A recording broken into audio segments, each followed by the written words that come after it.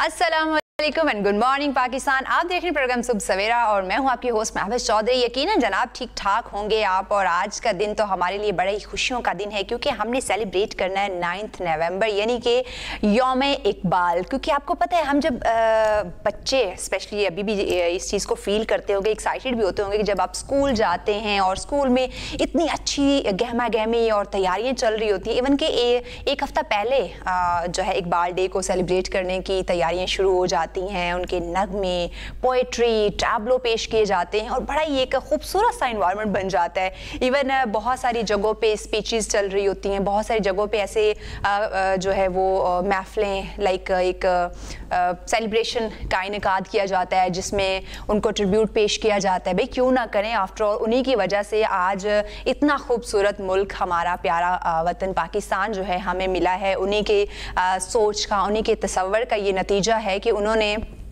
इतनी स्ट्रगल करके, क्योंकि अगर हमें आजकल कोई कहे भाई आपने सोचना है एक चीज़ पे, हम तो नहीं सोच सकते भाई क्यों, हमें और भी बहुत सारे काम करने हैं। हमें बस अपनी उन इधर उधर की खबारियों में हमें पढ़ने का बड़ा शौक होता है, लेकिन काम की चीज़ के पीछे हम कहेंगे नहीं ये हम नहीं सोच सकते, मतलब अपने आप को ज़रा सुस्त और लेज़ी फील करवाना शुरू कर देते हैं। तो ये एक ऐसी हस्ती हैं इल्लामा मोहम्मद इकबाल जिनकी वजह से आज हमें ये खूबसूरत मुल्क मिला और हम इसमें आज़ादी से रह रहे हैं। और इसके अलावा इतने यानी कि इनकी अगर पोइट्री देखें, इन्होंने जो शेर व शायरी की, जो इन्होंने बुक्स लिखी, जितने भी इनके तसव्वुर थे उनको अगर देखी तो आज के ज़माने में अगर हमें कामयाब होना है ना तो उनकी उस पोइट्री, उनकी उन बुक्स को रीड करना हमारे लिए बहुत ज़्यादा ज़रूरी है। कहते हैं ना कि हमें ये इस प्यारे मुल्क को, पाकिस्तान को एक रियासत मदीना बनाने की ज़रूरत है। तो अगर आपको ज़रूरत है तो डेफिनेटली फिर उनकी लाइफ को स्टडी करें, उनके ख्यालात को, उनके तसव्वुर जो हैं उनको स्टडी करें तो डेफिनेटली आपके लिए बिल्कुल भी कोई चीज़ मुश्किल नहीं होगी। लेकिन हमारे लिए एज़ यूजुअल हम सुस्ती का मुजाहरा करते हैं और बस इधर उधर की बातें उठा के स्पीचेस कर देते हैं और फिर कहते हैं पता नहीं ये रियासत मदीना क्यों नहीं बन रही। तो इसलिए आज हमने कोशिश की कि हम ज़रा 9 नवंबर इकबाल डे जो है उसको सेलिब्रेट करें, उनकी लाइफ के हवाले से जानें, उन्होंने इस मुल्क को बनाने के लिए जो जो खिदमात सर अंजाम दी उनको ज़रा रिवाइज़ करें, उनको ट्रिब्यूट पेश करें और उनके कुछ नगमे, उनके कुछ पोइट्रीज़, उनके कुछ ऐसी पोएम्स थी उनको क्यों ना हम यहाँ प्रोग्राम का हिस्सा बनाएं और एक याद जो है उसको ताज़ा किया जाए। तो इसके साथ इस प्रोग्राम को सेलिब्रेट करने में डेफिनेटली बच्चों का बहुत बड़ा हाथ होता है, बच्चे ज्वाइन करते हैं। तो इसी तरह एक स्कूल के बच्चे जो बच्चे हैं बहुत सारे उन्होंने ज्वाइन किया है। एंग्लो ओरिएंटल स्कूल है इस्लामाबाद से, इनके बच्चों ने हमें ज्वाइन किया है। ओके जी, थैंक यू सो मच बच्चों, थैंक यू सो मच जी, क्योंकि इन्हीं बच्चों ने आज इस प्रोग्राम में रौनक लगानी है, गहमा गहमी लगानी है और इल्लामा इकबाल की पोएम्स, पोइट्री, स्पीचेस हमें करके दिखानी है, सुनानी है और आप लोग भी डेफिनेटली इंजॉय करेंगे। क्योंकि ये वो चीज़ें होती है ना, हम अपनी लाइफ में इतना बिजी हो चुके होते हैं कि हम उनकी पोइट्री, पोएम्स को बिल्कुल उस तरह रीड नहीं कर पाते, उस तरह सुन नहीं पाते, क्योंकि बस अपने बिजनेस, ऑफिस, स्टडी, इन्हीं कामों में हम इन्हीं गहमा गहमी बस लगे होते हैं, बिजी होते हैं और बिल्कुल एक साइड पे हो चुके होते हैं। और हाँ, जिन लोगों को स्टडी का शौक है वो डेफिनेटली इन चीज़ों को पढ़ते रहते हैं। और बच्चों की अगर बात करें जो स्कूल जाते हैं या कॉलेज जाते हैं, यूनिवर्सिटी में, तो फिर इन चीज़ों से तो आप ज़रा आगे पीछे हो ही जाते हैं। लेकिन स्कूल और कॉलेज की अगर बात करें तो वहाँ टीचर्स बड़ा इन चीज़ों पे फोकस रखती हैं। बच्चों को जितने भी इस तरह के त्यौहार, डेज, स्पेशल डेज़ हैं उनको उनकी याद दहानी करवाती रहती हैं, स्कूल में सेलिब्रेट किया जाता है। और इस तरह के जो स्कूल है वो तो बड़े अच्छे तरीके से इकबाल डे हो गया या हमारे जो मोहम्मद अली जिन्ना है कायद आज़म, उनके इस तरह की यौम पैदाइश होगी तो इन चीज़ों को याद रखना और याद दिलाना ज़रूरी भी है। इनकी लाइफ को डिस्कस करना बहुत ज़रूरी है ताकि हमारी आने वाली नस्ल या हमारे जो बच्चे हैं वो जान सके कि आया ये जो हस्तियाँ हैं ये कौन हैं, इनका हमारे इस मुल्क में क्या रोल था, इन्होंने किस तरह अपने खिदमात सर अंजाम दिए और हमें ये मुल्क मिला। तो ये बातें आज हम डिस्कस करेंगे ताकि हमारे बच्चे जान सकें और कुछ बड़े जो इन चीज़ों से थोड़ा सा साइड पे हैं उनकी भी ज़रा मेमोरी रिवाइज़ हो जाएगी, उनको भी अपने स्कूल के दिन याद आ जाएंगे कि हाँ भाई हम भी जब स्कूल जाया करते थे तो हम भी 9 नवंबर बड़ा जोश खरोश से मनाते थे और हमारे जो ऑफिस के हजरात हैं वो तो छुट्टी का इंतज़ार कर रहे होते हैं। हाँ 9 नवंबर आने वाला, चलो यार छुट्टी मिल जाएगी, चलो इस दफ़ा आपको एक एक्स्ट्रा छुट्टी मिल गई, संडे के साथ आपकी मंडे की भी छुट्टी हो गई है तो आप घरों में छुट्टी इंजॉय करें। और बच्चे जो हैं वो स्कूल में डेफिनेटली अपने इस 9 नवंबर नवंबर को जो इकबाल डे है उसको सेलिब्रेट करें। तो जल्दी से मेहमानों की तरफ बढ़ते हैं, क्योंकि आज मेहमानों से हमने डिस्कस करना है, उनसे जानना है इकबाल की लाइफ पे, उनके जो तसव्वुरात थे, उनके जो खिदमात थे, उस पर आज हम बात करेंगे। तो सबसे पहले हमारे साथ अच्छा टीचर्स की अगर हम बात करें ना, बड़ा रोल है हमारे लाइफ में टीचर्स का, क्योंकि अगर हम यहाँ पे आज बैठे हैं, हम कुछ बने हैं या कुछ हमारी लाइफ ऐसी सेटल हुई है, सोसाइटी में रहने के काबिल होते हैं, तो उसमें टीचर्स की बहुत बड़ी जो है ना उसमें टीचर का रोल होता है। वो हमें सिखाता है, हम घर में हों माँ बाप का है वो हमें सिखाते हैं, उनका भी रोल है, लेकिन जितना टीचर सिखाता है ना, माँ बाप हम कहेंगे बस वो लाडले बन जाते हैं, वो कहें भी तो हम मानते हैं या नहीं मानते, बस वही मम्मी डैडी बच्चे बने होते हैं, लेकिन टीचर के सामने कुछ भी हो ना, हमें बस अपना वो काम करना ही करना है, यानी कि वो हमारी ज़िंदगी को संवारते हैं। अब अगर हम बात नहीं मानेंगे तो उनका क्या जाएगा, लेकिन अगर मानेंगे तो हमारी ज़िंदगी ही संवरेगी ना।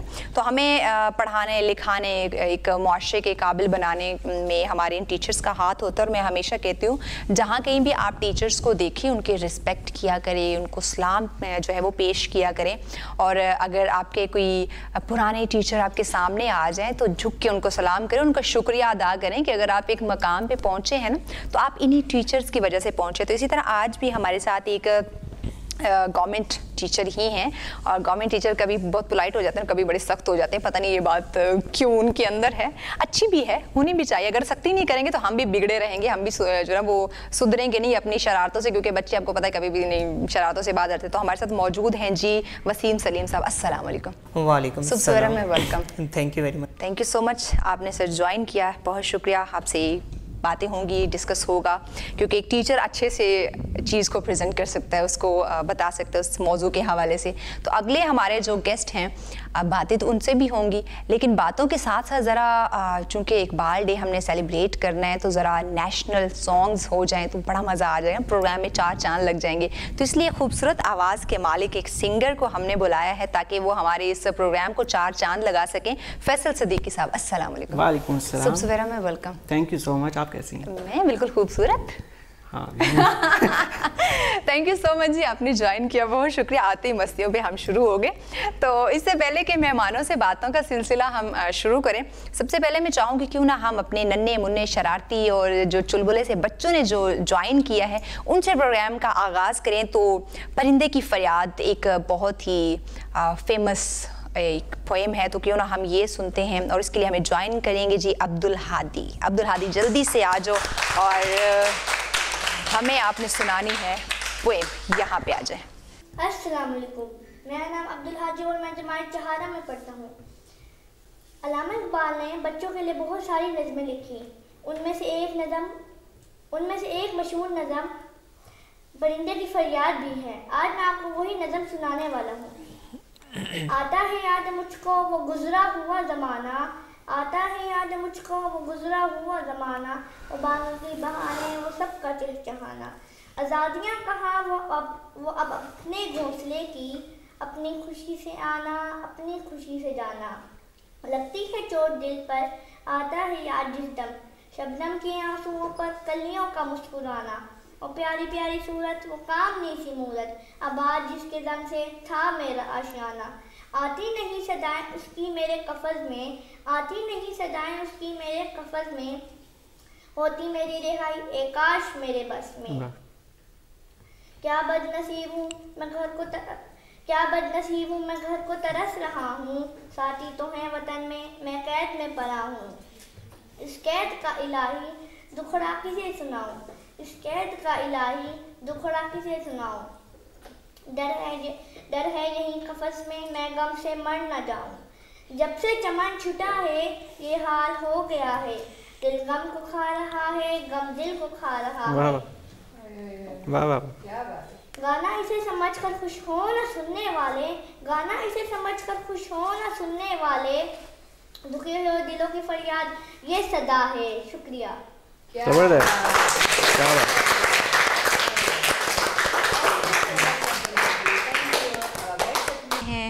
क्या बात है जी, क्या बात है। वसीम साहब कैसी लगी आपको ये खूबसूरत सी पोएम? अच्छी लगी ना? हाँ बिल्कुल जी बिल्कुल। अच्छा मुझे ये बताएं वसीम साहब, आपसे मैं स्टार्ट करती हूँ। सबसे पहले तो हम बात करते हैं कि डॉक्टर अल्लामा मोहम्मद इकबाल, इनकी पैदाइश से पहले अगर हम बात करें तो हालात पे, तो तो आप क्या समझते हैं हालात कैसे थे और क्या गहमा गहमी और क्या अंधेरे छाए हुए थे, इस पे ज़रा रोशनी डालें। बिस्मिल्लाहिर्रहमानिर्रहीम। बच्चों को ये जानना मेरे ख्याल से बहुत इम्पोर्टेंट है कि मतलब हम बच्चों को ये तो बता रहे होते हैं कि इल्लामा इकबाल आए और उन्होंने कैसा किरदार अदा किया, क्या रोल किया, लेकिन हम ये नहीं बता रहे होते कि उनसे पहले क्या हालात चल रहे थे। तो थोड़ी सी हिस्ट्री की तरफ मैं जाना चाहूँगा। 712 में मोहम्मद बिन कासिम आते हैं, बरे सगीर में हमलावर होते हैं और सिंध को फतह करते हैं। सही। फतह करने के बाद वहाँ पे एक ऐसी बेहतरीन हुकूमत कायम करते हैं कि उनके जाने के बाद तकरीबन 1100 साल तक वो हुकूमत कायम रहती है। ना सिर्फ हुकूमत कायम रहती है बल्कि उनको ऐसे जो बेसिक चीज़ें हैं, रोटी, कपड़ा, मकान, सेहत, इंसाफ, वो तमाम चीज़ें मुयस्सर होती हैं। सही। और ये चीज़ें अंग्रेज़ को बिल्कुल बेहतर महसूस नहीं हुई, बल्कि वो कोशिश करता रहा कि किसी ना किसी तरीके वो इसमें इंटरफेरेंस करे और यहाँ की जो मईशत है, रिसोर्सेज हैं, उनकी लूट घसूट करे और अपनी तरफ लेकर जाए। तो क्योंकि बरे सगीर की जो मईशत थी और हुकूमत इतनी स्ट्रॉन्ग थी कि अंग्रेज़ को आने का मौका नहीं मिला। लेकिन फिर एक टाइम ऐसा आया कि अंग्रेज़ ने अपने कदम बिज़नेस के थ्रू जमाना शुरू किए। कारोबार की गर्ज से आते हैं और यहाँ पर मुख्तलिफ लोगों से मिलते हैं, कारोबार करते हैं और इसके साथ साथ हमारे ही यहीं के लोगों में गद्दार पैदा करना शुरू करते हैं। ठीक है। और उसके बाद वो गद्दारों के साथ मिलकर हमारी हुकूमत, हमारे इदारों को खोखला करना स्टार्ट करते हैं। और एक टाइम आता है जिसमें जो हमारी हुकूमत है बरे सगीर की, मुगलिया हुकूमत जिसे कहा जाता है, वो तकरीबन खोखली हो चुकी थी। और आखिरी जो बादशाह थे 1857 में, जिसे जंग आज़ादी भी कहा जाता है, उसमें मुसलमानों को बरे सगीर के जितने भी जमातें थी उनको शिकस्त होती है और अंग्रेज़ बाकायदा तौर पर बरे सगीर पे काबिज हो जाते हैं। अब ये जो जितना भी सिनेरियो है ये मुसलमानों के लिए स्पेशली बहुत दुख की और दर्द की बात है। उसकी रीज़न ये है कि देखें, मुसलमान जब यहाँ पर हुकूमत कर रहे थे तो मुसलमानों की जो स्ट्रेंथ थी जस्ट 15% थी और जो बाकी रिलीजियस थे, जितने भी मज़ाहिब थे, वो तकरीबन 85% थे। अब वैसे ये देखा जाए तो ये पॉसिबल नहीं होता कि 15% हुक्मरानी करें 85 पे, लेकिन इतनी बेहतरीन हुकूमत थी, इतनी बेहतरीन कि उन्होंने मुसलमानों को एक्सेप्ट कर लिया था। क्या बात है। अब हुआ ये कि जब अंग्रेज़ आया यहाँ पे, उन्होंने सबसे पहला वार, उनकी एक पॉलिसी थी डिवाइड एंड रूल, जो कि हम पढ़ते रहे। उन्होंने कहा इनको तकसीम करो और इन पर हुकूमत करो, और उन्होंने वैसे ही किया और आज तक हम उसी ही जंग में लगे हुए हैं। इंडिया पाकिस्तान, इंडिया पाकिस्तान, बस ये जंग हमारी पता नहीं कब खत्म होगी और ये मेरे ख्याल से खत्म होनी भी नहीं है। बिल्कुल। तो उन्होंने मुसलमानों और हिंदुओं के दरमियान इतनी रंजिशें पैदा की जो आज तक हमारे दिलों में मौजूद हैं। बिल्कुल। अच्छा, अब ये जो है बड़ा मुश्किल टाइम चल रहा था और इसी टाइम पर जो शेख नूर मोहम्मद, जो कि इल्लामा इकबाल के वालिद हैं, उनके घर एक बच्चा पैदा होता है जिसका नाम मोहम्मद इकबाल रखा जाता है। अच्छा, ये जो इनके वालिद साहब थे ये खुद भी बड़े दरवेश और सिंपल लो और रिलीजियस आदमी थे और इन्होंने जो अपने बच्चे मोहम्मद इकबाल की परवरिश वो भी ऐसे ही की। ठीक है। और क्योंकि सियालकोट एक उस वक्त इतना बड़ा सिटी नहीं था। सियालकोट में पैदा हुए जी, तो इनकी जो इब्तदाई तालीम थी, स्टार्ट जो एजुकेशन थी वो सियालकोट में ही थी। FA करने के बाद फिर इन्होंने मूव किया टूवर्ड्स लाहौर में इन्होंने ग्रेजुएशन देन मास्टर्स किया और वहीं पे एक कॉलेज, ओरिएंट कॉलेज में एज ए प्रोफेसर इन्होंने ज्वाइन किया। और आफ्टर दैट इन्होंने वहीं पे गवर्नमेंट कॉलेज लाहौर, जो कि आज भी मौजूद है, वहाँ पे एज ए प्रोफेसर इन्होंने अपनी खिदमत सर अंजाम दी। अच्छा, पढ़ने पढ़ाने से इनको इतना शौक़ था कि इन्होंने दौरान स्टडीज़ ही अपनी जो नज़में, गज़लें, पोइट्री स्टार्ट कर दी और इतनी मुनफरिद, इतनी डिफरेंट इनकी गज़लें, इनकी पोइट्री के डीपली थी। हाँ बिल्कुल, डीप वर्ड्स के साथ, बिल्कुल ऐसे ही है। और स्पेशली इन्होंने जो टारगेट अपना किया वो नौजवानों को किया। आप देखें बहुत सारी इनकी जो शायरी है वो नौजवानों पर है, और इन्होंने नौजवानों को बेदार किया। उठो जागो, आपको एक अलग मुल्क चाहिए। बिल्कुल सही। अच्छा, उसके बाद फिर स्टडीज़ के साथ इन्होंने फिर लॉ की तरफ गए। इन्होंने ये इंग्लैंड में चले गए, वहाँ से इन्होंने लॉ किया, और वहीं से फिर ये जर्मनी गए जहाँ पर इन्होंने फ़िलोसफी में पीएचडी की। जी, तो तब से इनका फिर नाम डॉक्टर इलामा मोहम्मद इकबाल। जी, सही हो गया।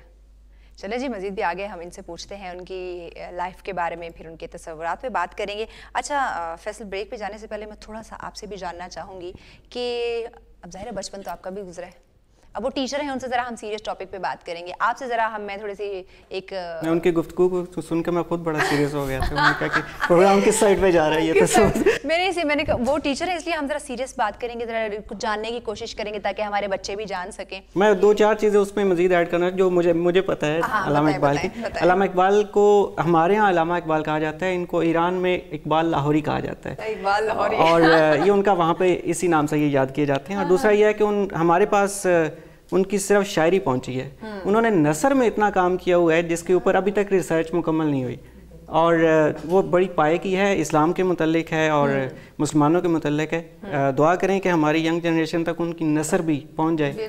और अभी उनका बेशतर जो कलाम है जो हमारे पास उर्दू में पहुंचा है, हम अब ना फ़ारसी जानते हैं, और वरना उनका ज़्यादातर कलाम फ़ारसी में और उसमें ऐसी नज़में और गज़लें और कलाम है कि वो आपके रोंगटे खड़े कर दे। एग्जैक्टली, लेकिन शर्त ये है कि आपको फ़ारसी समझ आनी चाहिए।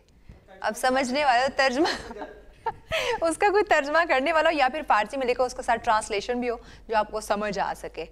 बिल्कुल, उनकी एक फ़ारसी नज़म का एक तर्जमा मैं थोड़ा सा बयान करते हैं, बड़ी वो इंस्पायरेशन है, इसलिए मैंने कहा कि ज़रूर। वो एक परिंदा है जो गुफ्तगू कर रहा है इंसान से। ठीक है। तो परिंदा इंसान से पूछता है कि आजकल क्या कर रहे हो? कह रहा है मैं आजकल खलाओं में जाने की कोशिश कर रहा हूँ। तो कहता है कि ज़बरदस्त, मुझे ये बताओ क्या ज़मीन के सारे मामलात हल कर लिए? इतनी उनकी ये नज़्म में कि खिला में तो जा रहे हो, पहले ज़मीन को तो देखो कि यहाँ जो हो रहा है वो मसले मसाइल हल हो गए। ये बात आप देखिए एक छोटे चंद अल्फाजों में है, लेकिन इसका जो मतलब और गहराई है वो हम आज तक नहीं समझ पा रहे। बिल्कुल, हम जा रहे हैं, चांद पे पहुंच रहे हैं, आसमानों पे सफर कर रहे हैं, लेकिन नीचे क्या हो रहा है वही मसले मसाइल है। सही, मज़ीद भी इस टॉपिक पे बात करेंगे क्योंकि इकबाल डे है, तो हमने डेफिनेटली उनकी लाइफ पे, उनकी पोइट्री पे हमने बात करनी है। लेकिन उससे पहले एक छोटी सी ब्रेक लेकर आते हैं। आप लोगों ने कहीं नहीं जाना, देखते रहे सुबह सवेरा।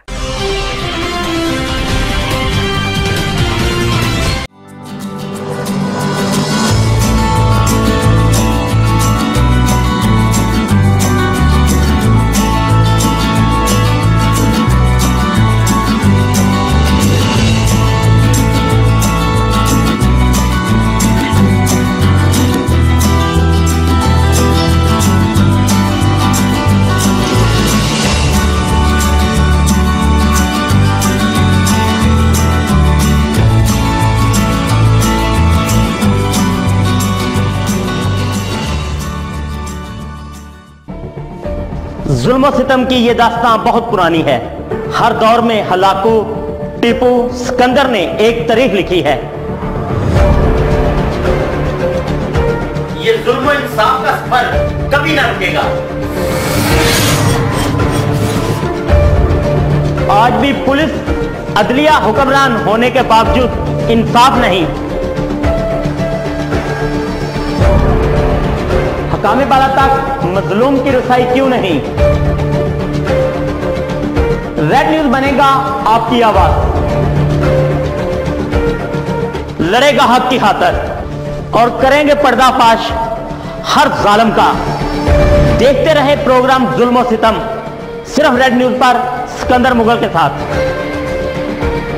वेलकम बैक नाज़रीन, आप देखें प्रोग्राम सुबह सवेरा। और यकीनन आज का दिन हमारे लिए ज़रा एक्साइटमेंट का दिन है क्योंकि हमने हमेशा ऐसे दिनों को हमने सेलिब्रेट करना होता है, उनको ट्रिब्यूट पेश करना होता है, और क्यों ना भाई करें, उन्हीं की वजह से तो आज हम यहाँ पे हैं। और जैसे मैंने कहा था कि एंग्लो ओरिएंटल स्कूल से बच्चे हैं हमारे साथ, तो उनको ज़रा बुलाते हैं, एक पोएम उनसे सुनते हैं, उसके बाद फिर हम ज़रा टीचर्स हैं हमारे साथ, उनसे ज़रा सीरियस गुफ्तगू करेंगे, फिर हमने ज़रा नेशनल सॉन्ग भी सुनने, हल्ला गुल्ला भी करने, लेकिन उससे पहले एक पोएम सुन लेते हैं। और पोएम के लिए फातिमा नवीद हमारे साथ हैं। फातिमा आप आ जाएं। वरीहा सईद आप आ जाएं और अलवीना शकील आप भी आ जाएं। तीनों बच्चियों ने हमें सुनानी है खूबसूरत सी पोएम, उनसे हम सुनते हैं। चलो बच्चों पोएम सुनाओ। बेटा थोड़ा सा हाँ यहाँ पे आ जाओ। चले अब आप हमें सुनाए पोएम, सुनाए जी।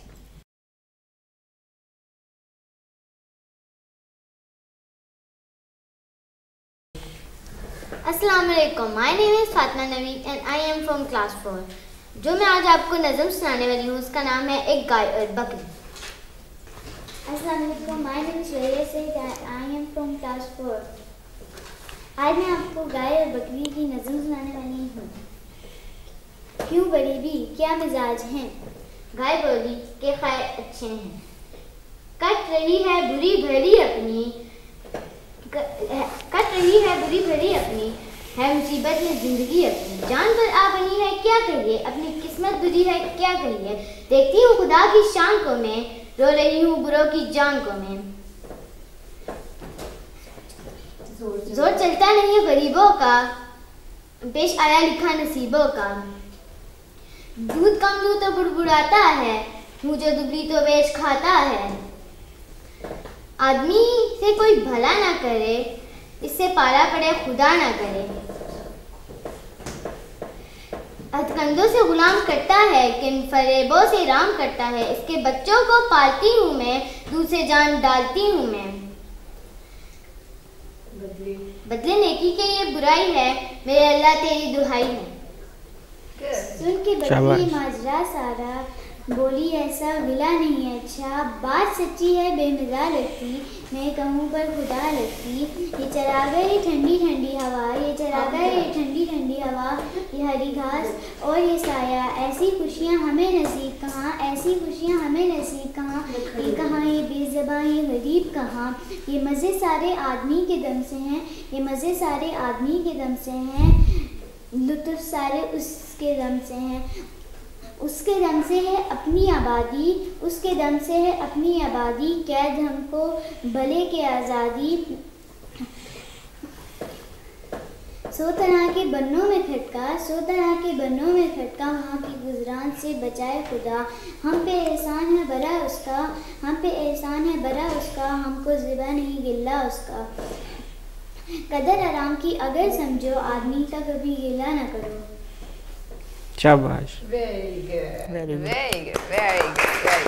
चलो आप आ जाओ। ओके जी, अच्छे ये नन्हे मुन्ने बच्चे होते हैं। देखिए अब कोई भी माँ के पेट से सीख कर नहीं आता, लेकिन इतना कॉन्फिडेंस भी बच्चों में हो तो मेरे ख्याल से एक अच्छी बात है। क्यों वसीम साहब? बिल्कुल ऐसे ही है, क्योंकि छोटे बच्चे हैं और एकदम से कैमरे को फेस करना, बड़े बड़े जो उनके पसीने निकल जाते हैं वो नहीं बात कर पा रहे होते। ये तो फिर भी छोटे से बच्चे और एक चीज को नज़म को याद करके सुनाना है। हम इमेजिन करें ना कि जब हम बच्चे थे तो हम क्या करते थे, क्या करते भाई, वो हो जाता है। बिल्कुल इवन ऐसे आप बच्चों को छोड़े, मैं अक्सर ऐसे मैंने देखे हैं बहुत सारे लोग इंटरव्यूज के लिए जब हम जाते हैं या उनको बुलाते हैं, अब खुशी से वो आ तो जाते हैं या हमें बुला तो लेते हैं, लेकिन जब इंटरव्यू की बात होती है उनके पसीने छूट रहे होते हैं। मेरी बिल्कुल तो ये बात कौन, ये समझ नहीं आती है कैसी चीज है, बड़ों बड़ों के पसीने निकल जाते हैं, मतलब वो बात उनको नहीं करनी आ रही होती ऐसे ही। लेकिन हम इतना ट्रेंड हो चुके हैं कि ये कैमरा हमें कैमरा लगता ही नहीं है। तो कोई नहीं, ये आहिस्ता आहिस्ता इसी तरह कॉन्फिडेंस बच्चों में आता है और यहाँ बच्चों को बुला के प्रोग्राम में उनको पार्टिसिपेट करवाने का मकसद यही होता है ताकि उनमें कॉन्फिडेंस आ सके। तो जो कि अक्सर मैं हमारे पेरेंट्स को भी कहती हूँ कि बच्चों को किसी न किसी एक्टिविटी का हिस्सा बनाना चाहिए। आप एज अ टीचर आप कहेंगे? बिल्कुल ऐसी है, एज ए टीचर ये हमारी रिस्पॉन्सिबिलिटी भी बनती है कि हम ऐसे बच्चों को सामने लेकर आएँ, स्टेज पर लेकर आएँ। असेंबलीज होती हैं, क्लास में हमारी नात का मुकाबला होता है, स्पीचेस होती हैं।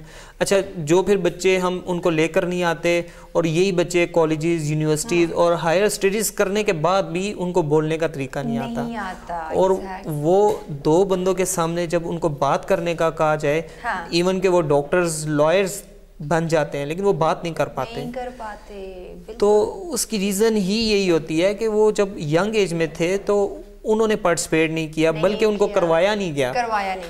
तो मैं समझता हूँ कि पेरेंट्स के साथ साथ टीचर्स की भी ये रिस्पॉन्सिबिलिटी है। टीचर्स जो है ना वो बेहतर समझता होता है बच्चों को कि कौन सा बच्चा जो है ना वो किस लेवल पे है। बिल्कुल। तो अगर उसको एक लायक बच्चा है, वो तो है ही लायक, उस पर तो मेहनत करने की जरूरत ही नहीं है। लेकिन जो बच्चा थोड़ा सा आपको कम लग रहा है कि ये स्टडी में थोड़ा वीक है या एक्टिविटी में वीक है, उस पर फोर्स करे, उस पर फोकस करे, उसको एक्टिव करे। लेकिन हमारे टीचर बस जो लाइक बच्चे ना उसी के पीछे लग जाते हैं, भाई ये बड़ा लाइक है, ये बड़ा फेवरेट है लेकिन बेचारे उस पर तो आपको मेहनत करने की ज़रूरत ही नहीं है, वो तो आपके लिए चैलेंज है ही नहीं। चैलेंज वो बच्चा होगा जो नालायक जिसको आप कंसीडर कर रहे होंगे, या जो एक्टिव नहीं होगा, ज़रा सुस्त होगा, चैलेंज तो वो होगा आपके लिए। तो बच्चों में ज़रा कॉन्फिडेंस पैदा होने चाहिए, इसी तरह छोटी मोटी एक्टिविटीज़ का उनको हिस्सा बनाना चाहिए। अच्छा, इससे पहले कि आप और हम सीरियस बातें करना शुरू कर दे, क्यों ना ज़रा फैसल से थोड़ा सा हल्ला गुल्ला एक नेशनल सॉन्ग सुन लिया जाए। हाँ जी, फैसल सुना दे इससे पहले कि हमारी सीरियस टॉपिक शुरू हो जाए। मैं तो इसीलिए तैयार बैठा होता हूँ तो कहे सही, आप अपनी गुफ्तगू में लगी। बस क्या करें, बातें ऐसे हम तो बोलना शुरू कर दे, टीचर बोलना शुरू करेगा चुप नहीं करेगा, एंकर बोलना शुरू करेगा चुप नहीं करेगा, और सिंगर गाना शुरू करेगा तो माइक नहीं छोड़ेगा। नहीं, मैं छोड़ देता हूँ, 5 मिनट का गाना होता है आजकल, मैं बस कर देता हूँ। चलो ये तो अच्छी बात है आपकी कि हाँ माइक छोड़ देते हैं, वरना सिंगर माइक नहीं छोड़ता, कहते जितने गाने में गाता जाओ। चले आप हम एक अच्छा सा नेशनल सॉन्ग जो है, हाँ जी ज़रूर, मैं ताकि हमारे प्रोग्राम में ज़रा और अच्छे से आइडिया के असेंबलीज में क्या हो रहा है। लेकिन वो हमेशा हमारे जब टाइम में असेंबली के बाद एक मैसेज टाइप चीज़ छोटी सी कन्वे करने। आप इतनी पुरानी है। पुरानी कह सकते हैं हमें, नहीं कहते ना कि डे बाय डे चीज़ें चेंज होती हैं। हर साल आप देखें ट्रेंड चेंज हो रहा है। फैसल आप इस तरह हंसते हैं जैसे पता नहीं मैंने कितने बड़ी बात कर दी। लेकिन स्कूल्स के होते हैं, उनके रूटीन्स, उनके स्केड्यूल्स चेंज होते हैं, उनका अपना एक तरीका। इवन जब मैं कॉलेज में थी तब हमारी ये चीज़ें नहीं थी, लेकिन स्कूल लेवल पे ये चीज़ें थी कि असेंबली के बाद आपने एक छोटी सी स्पीच या मैसेज टाइप कन्वे करने के लिए किसी ना किसी स्टूडेंट को सामने, या फिर वो असेंबली में जिनकी बारी होती थी उनमें से किसी ने करना होता था, तो वो टीचर को मेरा नाम याद होता था। अगर जिन्होंने असेंबली पढ़ाई उनमें से नहीं तो वो सैरिश को बुलाओ, तो बड़ा मज़ा आता था ये इस चीज़ को। मतलब हज़ारों स्टूडेंट्स आपके सामने, गवर्नमेंट में तो तादाद भी बहुत ज़्यादा होती है, तो मेरी ज़्यादा एजुकेशन गवर्नमेंट स्कूल से ही थी, तो बड़ा मज़ा आता था उस वक्त। तो वहाँ से मुझे लगा यार मैं अच्छी स्पीच कर सकती, इसका मतलब है मुझे एंकर बनना चाहिए। तो वहाँ से कॉन्फिडेंस, फिर वही बात के बच्चे में कॉन्फिडेंस वहीं से आता है जब वो इतने लोगों के सामने खड़े होकर स्पीचेस करें या कुछ असेंबली में। तो इसी तरह अभी भी ज़रा स्पीच सुनते हैं, अपने वो स्कूल के दिन याद करते हैं कि कभी हम भी स्पीचेस किया करते थे। और एक बड़ा एक फेमस जो है वो शेर भी है इलामा मोहम्मद इकबाल का, उसके लास्ट लाइन में पढ़ूंगी, आपको खुद अंदाज़ा हो जाएगा। खुदा बंदे से खुद पूछे बता तेरी रज़ा क्या है। तो इस स्पीच के लिए मैं बुलाती हूँ हमारी बड़ी ही खूबसूरत सी टैलेंटेड सी स्टूडेंट हैं, एंग्लो स्कूल से ही आई हैं वो, मानूर खिज़र। मानूर जल्दी से आ जाइए, यहाँ पे आएँ और हमें स्पीच सुनाएं और हमारी वो मेमोरी ताज़ा करें। थोड़ा आगे आ जाए। Assalamualaikum. My name is Mahnoor Khizr and I am from Anglo-Oriental School. Today the topic of my speech is खुदी को कर बुलंद इतना कि हर तकदीर से पहले। मुसलमान 3 तरह के होते हैं, जो अल्लाह को मानते हैं, जो अल्लाह की मानते हैं और जिनकी अल्लाह मानता है।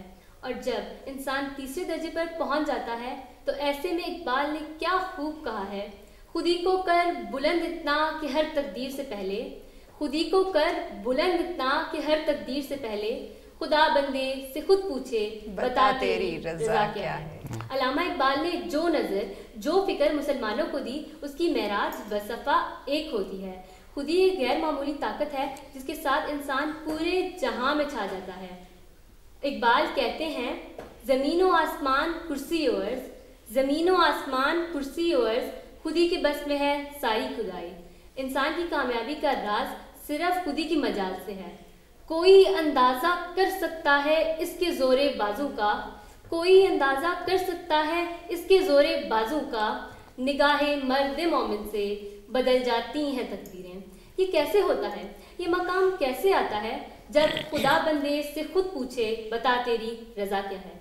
क्या इसके बाद भी तब ना का लफ्ज़ रह जाता है? नहीं, यही वो मकाम है जब इकबाल कहते हैं, उकाबी रूह जब बेदार होती है जवानों में, उकाबी रूह जब बेदार होती है जवानों में, नजर आती है उनको अपनी मंजिल आसमानों में। वाह क्या बात है, thank you so much Manoor, thank you so much. आ जाए आप, बहुत शुक्रिया मानूर, बहुत शुक्रिया। आ जाए। हाँ फैसल साहब, हिम्मत पैदा हुई? हाँ, मुझे बहुत अच्छा लगा ये इस बच्ची का इतना कॉन्फिडेंस और उसका बोलने का अंदाज। यही वजह होती है कि हम बच्चों को पार्टिसिपेट करवाते हैं एक्टिविटी करवा दे तभी ये कॉन्फिडेंस आता है। अब आपने कहा मेरी तो इतनी हिम्मत ही नहीं थी। तो मैं गाने की हिम्मत बड़ी मुश्किल से पैदा हुई थी। ये कैसे आ गई हिम्मत? ये भी इसके पीछे टीचर्स का हाथ है। मैं अच्छा, गाने के पीछे भी टीचर्स का हाथ? हाँ, मैं तकरीबन 10-15 साल डर डर के लोग क्या कहेंगे, ये क्या गरम कर रहे, तो क्या कहेंगे, ये जो फिक्रा है ना, मैं तो इस पे बोल के थक गई हूँ। मैं अपने यूनिवर्सिटी के टीचर्स को सलूट पेश करता हूँ कि उन्होंने मुझे करेज किया कि अल्लाह ताला ने एक अगर सलाहियत दी है तो व्हाई नॉट। वाई नॉट, चले, ये तो बहुत अच्छी बात हुई। अच्छा वसीम साहब, आपकी तरफ बढ़ूंगी। जैसे कि आपको बताया कि इलामा मोहम्मद इकबाल को शायर मशरक कहा जाता है, तो आप देखें और भी तो बहुत सारे शायर थे, तो इन्हीं को ये क्यों खिताब मिला? हाँ, ये एक बहुत इम्पोर्टेंट क्वेश्चन है मेरे नज़दीक। देखें, बरे सगीर की अगर हम बात करें ना, तो बरे सगीर में बेहतरीन से बेहतरीन शायर आए, उन्होंने अपनी शायरी कही और चले गए। अब इनमें और उनमें डिफरेंस क्या है? इनमें डिफरेंस ये है कि देखें, शायर जो होता है वो किसी एक टॉपिक को लेकर चलता है, या तो वो मजाक को लेकर चल रहा होता है, या वो नौजवानों को टारगेट कर रहा होता है, या वो वतन को टारगेट कर रहा होता है, या वो मजहब को लेकर चल रहा होता है, किसी एक चीज़ को टारगेट करता है और उसमें अपना नाम पैदा करता है। अब इलामा मोहम्मद इकबाल जो कि शायर मशरिक कहा जाता है, उनकी रीज़न ही यही थी कि उन्होंने एक टॉपिक को नहीं चूज़ किया, बल्कि उन्होंने हर टॉपिक पे शायरी की। हर टॉपिक पे, नौजवानों पे उन्होंने शायरी की, बच्चों पे उन्होंने शायरी की, मज़हब पे उन्होंने शायरी की, वतन पे उन्होंने शायरी की। मतलब कोई ऐसा मौजू नहीं है। हाँ, पे, ज़मीन, आसमान, हर चीज़। तो उन्होंने हर टॉपिक को लिया, हर टॉपिक के, और एक से एक बढ़कर टॉपिक उन्होंने उसको पेश किया। तो ये मेन रीज़न थी कि उन्होंने जो उनको हम शायर मशरिक कहा जाता है। और सिर्फ हम नहीं, मतलब बड़े सगीर के लोग नहीं कहते, बल्कि इनको पूरी दुनिया के लोग जो इलामा इकबाल के बारे में ज़रा सा भी जानते हैं ना, तो वो उनको शायर मशरिक ही कहते हैं। अच्छा, तो उन्होंने हमारे इस मुल्क के बनने के पीछे उनका बहुत बड़ा हाथ है, बहुत बड़ी उनकी काविश है। तो अगर हम बात करें आज़ादी की, तो नौजवानों के अंदर उन्होंने किस तरह अपनी शायरी के ज़रिए एक जज्बा पैदा किया, किस तरह उन्होंने उनके अंदर एक उमंग जगाई कि हाँ भाई हमें आज़ादी चाहिए? देखें, जैसे ही इलामा मोहम्मद इकबाल अपनी एजुकेशन कंप्लीट करके वतन वापस आते हैं बरे सगीर में, तो सबसे पहले नौजवानों को टारगेट करते हैं अपनी शायरी के ज़रिए। ठीक है, खुतबा अलाहाबाद जो कि 1930 में, जिसमें उन्होंने तस्वुर पाकिस्तान भी पेश किया, उन्होंने ख़ास तौर पे नौजवानों के हवाले से बात की और वहाँ पे उन्होंने मोटिवेशन दी कि नौजवान ही वो तबका है जो चेंज ला सकता है। ठीक है, उन्होंने नौजवानों को ख़ास तौर पे मोटिवेट किया अपनी शायरी अपनी गज़लों, और ना सिर्फ शायरी से बल्कि उनको प्रैक्टिकल वर्क करने की तलकीन दी, उनको आगे मैदान में लेकर आए। और तहरीक आज़ादी में जितने भी लोग थे, मैक्सिमम लोग इलामा इकबाल की मोटिवेशन की वजह से वो आगे से आगे आते रहे। इवन के कायद आज़म मोहम्मद अली जिन्ना को मोटिवेट करने वाले इलामा इकबाल थे। तो वो एक अलग बात है, अनफॉर्चुनेटली पाकिस्तान बनने से पहले ही उनकी वफ़ात हो जाती है, वो हमसे दूर चले जाते हैं। लेकिन मैं समझता हूँ कि इसमें नौजवानों के उभारना, उनको मोटिवेट करना, मेन जो टास्क था वो इलामा मोहम्मद इकबाल के पास था। उन्होंने मोटिवेट किया और उसका रिजल्ट जो है वो 14 अगस्त 1947 को आया। बिल्कुल, इतना खूबसूरत मुल्क हमें मिला। जी बिल्कुल। तो अच्छा, मुझे ये बताएं, आप फैसल साहब, आप भी नौजवानों में थे या अभी हैं? इन्होंने भी कहा था पुरानी, तो आपकी बात आपने हिट किया तो मैं याद दिला दूंगा। अच्छा सही। अच्छा, मुझे ये बताएं कि बचपन में आप जब स्कूल कॉलेज जाया करते थे, गलती से आपको शौक था थोड़ा बहुत पढ़ने का भी, तो आप ये 9 नवंबर यौम इकबाल कैसे सेलिब्रेट करते थे? कोई एक्साइटमेंट होती थी? छुट्टी की एक्साइटमेंट होती थी हमें, तो उस दौर में छुट्टी हुआ करती थी। के हमारे जो वो बिजनेस वाले वो छुट्टी को देख रहे होते हैं। हाँ। और आप भी? अब तो ये छुट्टी खत्म कर दी गई है। छुट्टी, हाँ, तो स्कूल्स में बाज़ दफ़ा होती भी और नहीं भी। आप टीचर हैं, आपको तो बेहतर आइडिया होगा। नहीं, अब ऑफ हो, अब नहीं होती। अब नहीं होती, अब सेलिब्रेशन प्रॉपर जी बिल्कुल। हाँ, स्कूलों में ही होती है सेलिब्रेशन, वहीं पे असेंबली में, और फिर इलामा मोहम्मद इकबाल के हवाले से प्रोग्राम और ये चीज़ें होती हैं। सही। वैसे ये अच्छी चीज़ है, छुट्टी स्कूलों में कम से कम ख़त्म नहीं करनी चाहिए। हाँ, ऑफिस में आप ख़त्म करना चाहते हैं तो कर दे, क्योंकि उन्होंने अब क्या पढ़ना और क्या, तो बस अपनी लगे हुए बिजनेस की दौड़ में। लेकिन बच्चों को खासकर पता होना चाहिए, तो ये सेलिब्रेशन ज़रूरी थी। तो यानी कि आपको छुट्टी की एक्साइटमेंट होती थी? हमारा स्कूल में इस तरह की एक्टिविटीज़ कम ही होती थी। मैं क्योंकि गांव का पढ़ा हुआ हूँ मैट्रिक तक, तो वहाँ पे इस तरह की चीज़ें बहुत कम होती थी। बहुत कम होती थी। हाँ। तो यानी कि आपको अगर कभी कभार छुट्टी मिल जानी तो बड़ी खुशी होनी कि हाँ, एक्साइटमेंट, छुट्टी की एक्साइटमेंट। चलिए ये बहुत अच्छी बात है। अच्छा वसीम साहब, अगर हम देखें इल्हामा इकबाल बतौर सियासतदान कैसे थे?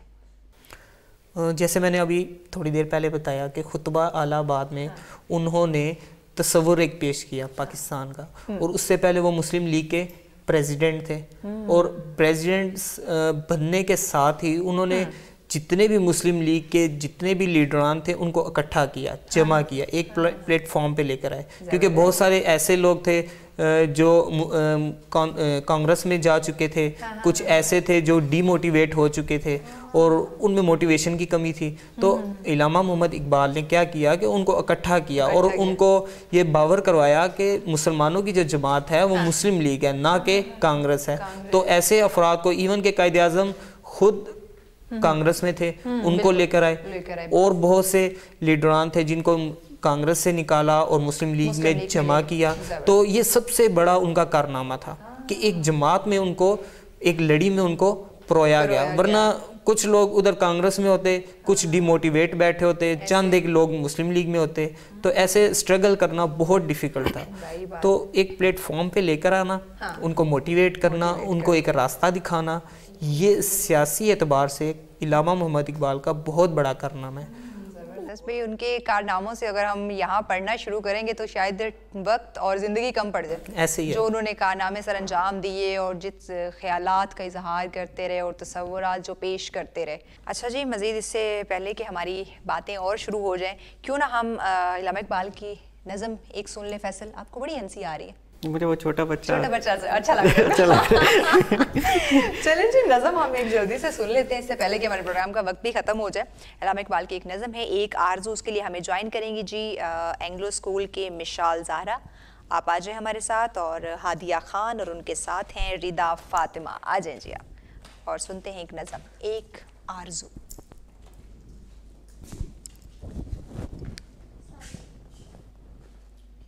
Assalamu alaikum, my name is Mashal Zahra and I am the student of Anglo Oriental School. Today I am going to represent the poem of Iल्हामा Iqbal, एक आरज़ू। दुनिया की महफिलों से उकता गया हूँ यारब, क्या लुत्फ़ अंजुमन का जब दिल बुझ गया हो। शोहरत से भागता हूँ, दिल ढूंढता है मेरा, क्या ऐसा सकूत जिस पर तकरीर भी फ़िदा हो। मरता हूँ खामोशी पर ये आरज़ू है मेरी, दामन में को कि एक छोटा सा झोंपड़ा हो। आज़ाद फ़िक्र से हूँ गज़लत में दिन गुजारूँ, दुनिया के गम का दिल से कांटा निकल गया हो। लज्जत सरों की हर चिड़ियों की चहचहों में, चश्मे की शोरशों में बाजा सा बज रहा हो।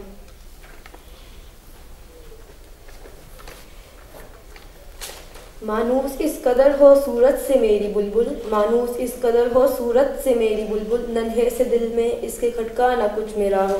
सब बांधे दोनों जानिब बूटे हरे हरे हो, नदी का साफ पानी तस्वीर ले रहा हो दिल फरेब ऐसा कहाँ का नज़ारा, पानी भी मौज बन के उठ के देखता हो। आगोश में ज़मीन की सोया हुआ हो सब्ज़ा, फिर के जाड़ियों में पानी चमक रहा हो। मेहंदी लगाए सूरज जब शाम की दुल्हन को, सुर्खी लिए सुनहरी हर फूल की कबा हो। रातों को चलने वाले थक जाए जिस दम, उम्मीद इनके मेरा टूटा हुआ दिया हो।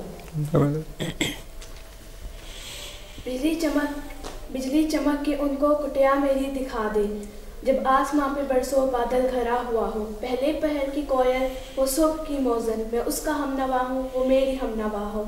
कानों पे आए जिस दम, कानों पे होना मेरे दीरो हरम का एहसान, मौजन में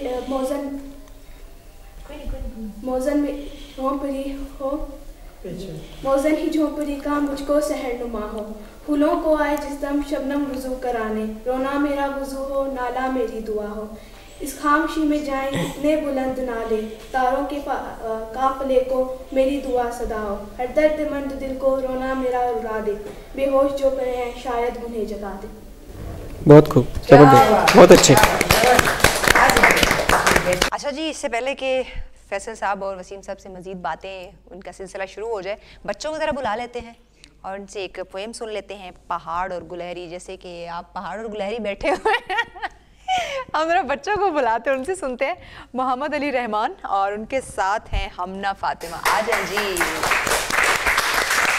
और सुनाए हमें पोएम। थोड़ा सा आगे आ जाए बच्चों, थोड़ा सा आगे करें। हाँ चलें अभी सुनाए। अस्सलाम वालेकुम, मेरा नाम मोहम्मद अली और मैं क्लास 4 से हूँ। अस्सलाम वालेकुम, मेरा नाम हमना फातिमा है और मैं भी क्लास 4 से हूँ। और आज मैं एक खूबसूरत नज़र लाया हूँ जिसका नाम पहाड़ और गिलहरी है। कोई पहाड़ कहता था गिलहरी से, अगर तुझे हो शर्म तो जा पानी में डूब मरे। ज़रा सी चीज़ इस पे गुरूर क्या कहना, ज़रा सी चीज़ इस पे गुरूर क्या कहना, ये अकल ये समझ ये शऊर क्या कहना।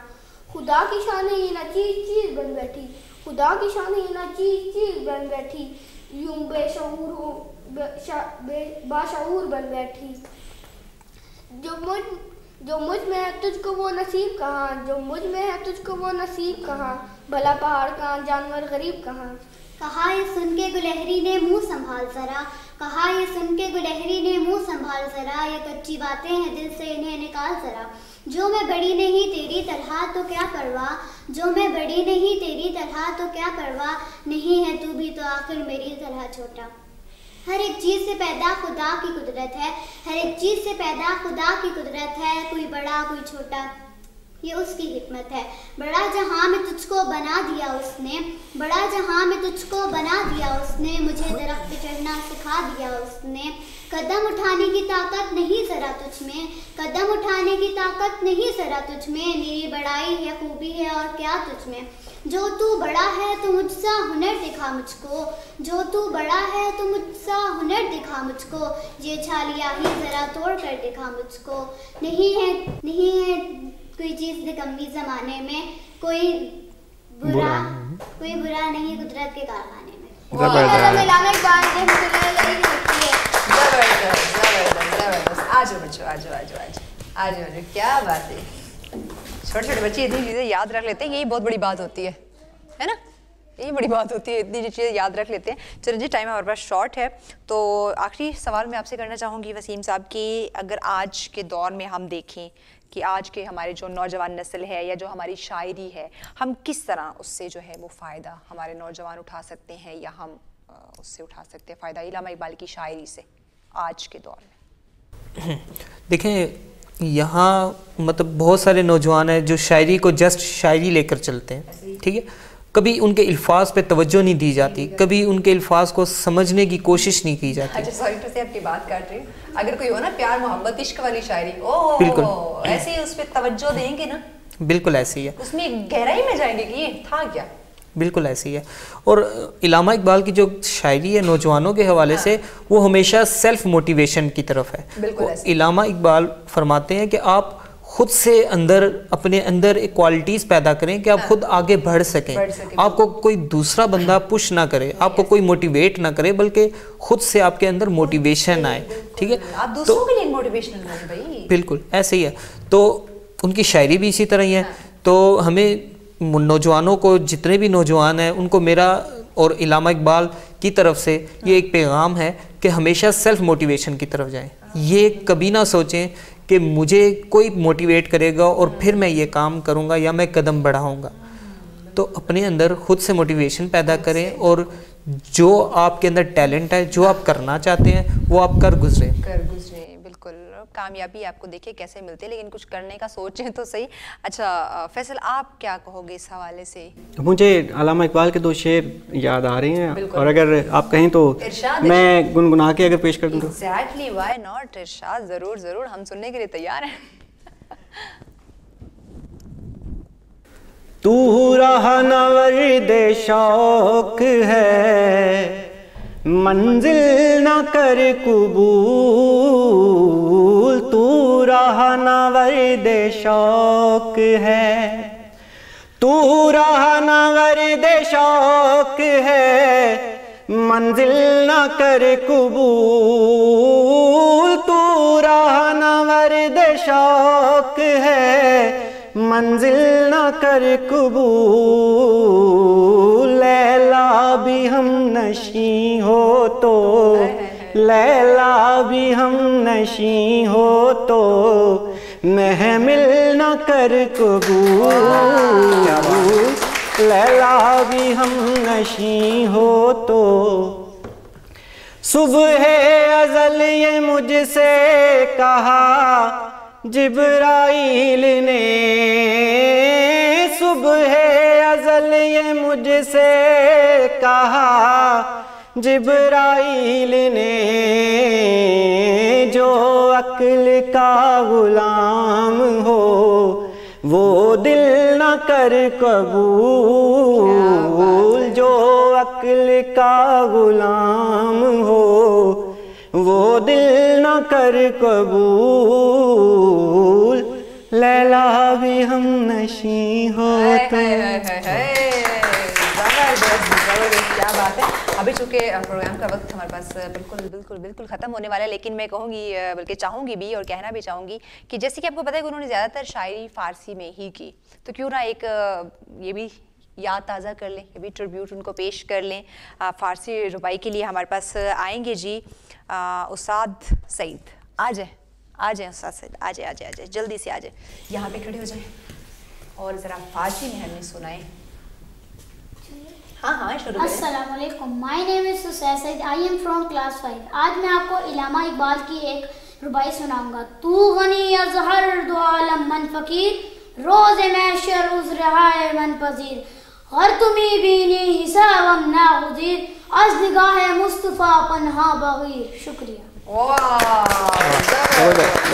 जी क्या बात है। और यकीनन नाज़रीन आपने प्रोग्राम एंजॉय किया होगा। थैंक यू सो मच फसीम साहब आपका, फैसल आपका। लेकिन अभी तक आपको इजाज़त मैं नहीं दूंगी क्योंकि हमने एक आपसे नेशनल सॉन्ग भी सुनना होगा। उससे पहले मैं ज़रा नाज़रीन से इजाज़त ले लूँ।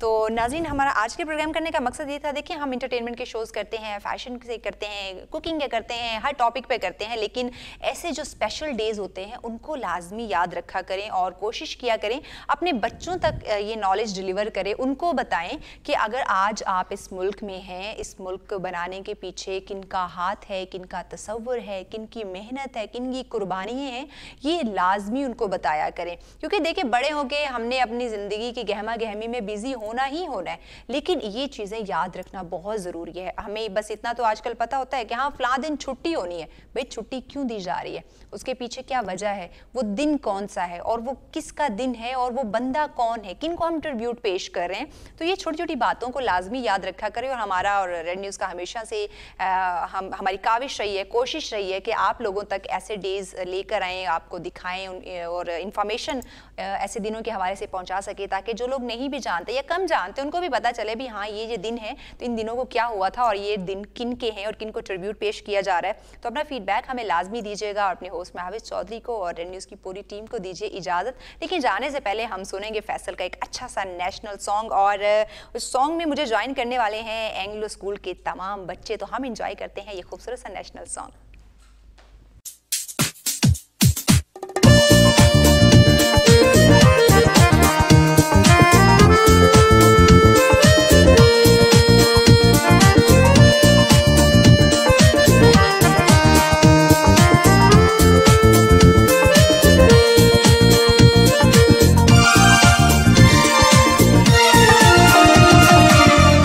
जुग जिए जुग जुग जिए मेरा प्यारा वतन, लब पे दुआ है दिल में लगन हो।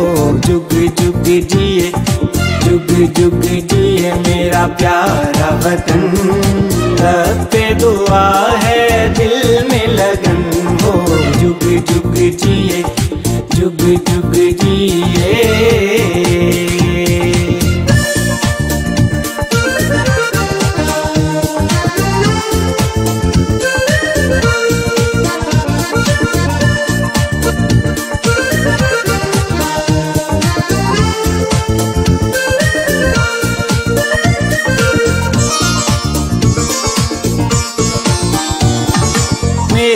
वतन तू सबके लिए जान से बढ़कर प्यारा है।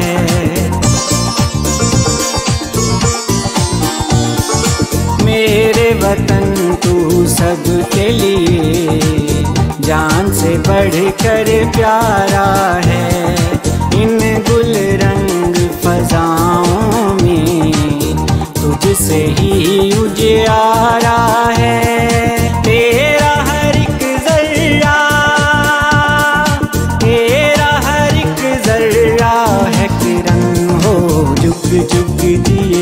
जुग जुग जिए मेरा प्यारा वतन, लब पे दुआ है दिल में लगन हो। जुग जुग जिए, जुग जुग जिए।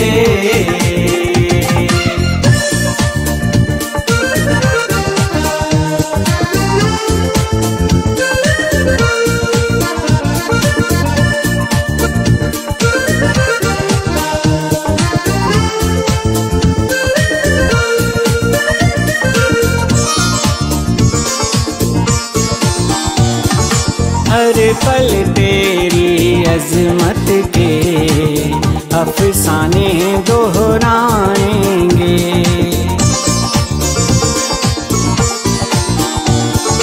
हर पल तेरी अजमत के अफसाने दोहराएंगे।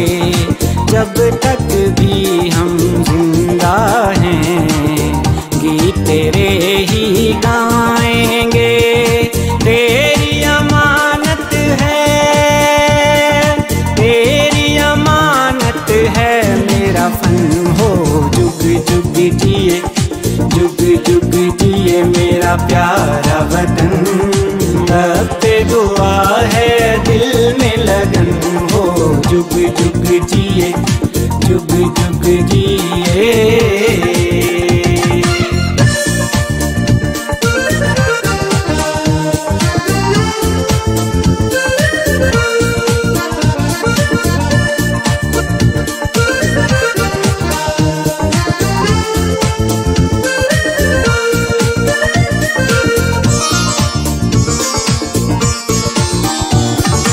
अल्लाह रहती दुनिया तक रख सलामत शान तेरी।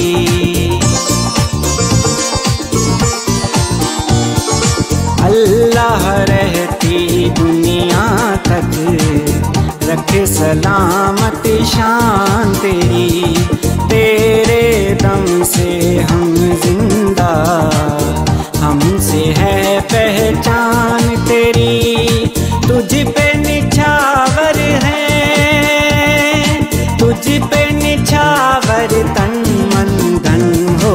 जुग जुग जिए, जुग जुग जिए मेरा प्यारा वतन, लब पे दुआ है दिल में लगन हो। जुग जुग जिए, जुग जुग जिए मेरा प्यारा वतन, लब पे दुआ है दिल में लगन हो। जुग जुग जिए, जुग जुग जिए।